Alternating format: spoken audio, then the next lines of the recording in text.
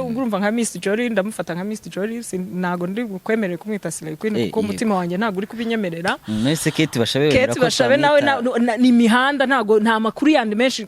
Miss Jolie we nuko yabaye Miss population nyinshi ramuzi, ariko Kate twagiye tumenyera imihanda bisanzwe.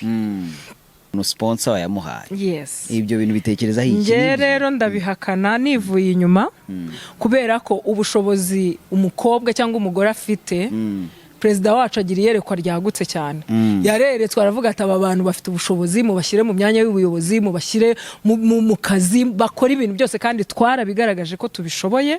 So kwiteza imbere kose ntago kuva mu mafaranga y'uburaya, kwiteza imbere kose ntago kuva mu mafaranga y'abagabo baduhaye. Kuko ese ubundi kucyumva ko igihe cyose umugabo yampaye amafaranga yampaye kugira ngo turyamane. Kubera ko ubu ngubu umukobwa aragenda akiga.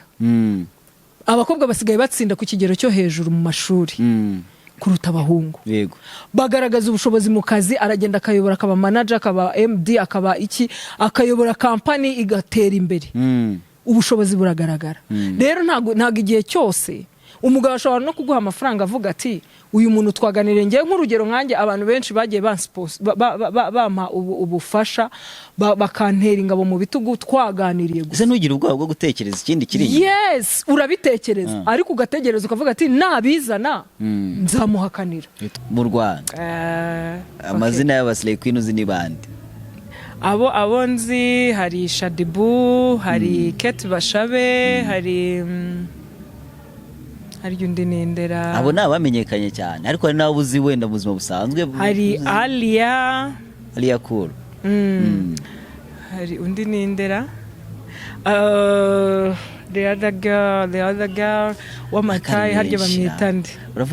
Uravuga uteye neza cyane. Erega bo niwe uri kubita abaslay queen, nge nta muslay queen nawe. Yes, nge nyine ndi kuvuga nago nanjye sukuvuga ngo ninge uri kubita abaslay queen, ndi kuvuga uko imihanda ibiri. Yego ye. Undi muslay uri kuvuga bo imihanda yise abaslay queen. Imihanda yise abaslay queen kuko je sijye ubibita. Urumva nge nakubajije uti abaslay queen uzi ni bande? Urumva kubamenya kwanjye byaturutse ku mihanda.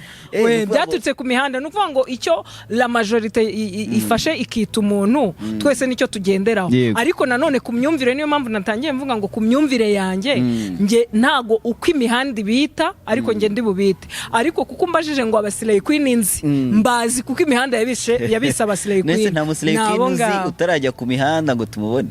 Nawe nzi.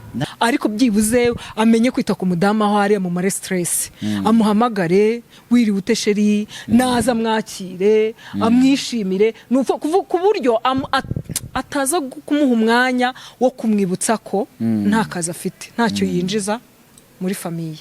Yego, nge nuko mbitekereza ibintu byose nukuganira. Abantu iyo bakundana baraganira bagashyira ibintu bigomba guhinduka. Rero bigomba guhinduka, imyumvire y'abantu igomba guhinduka.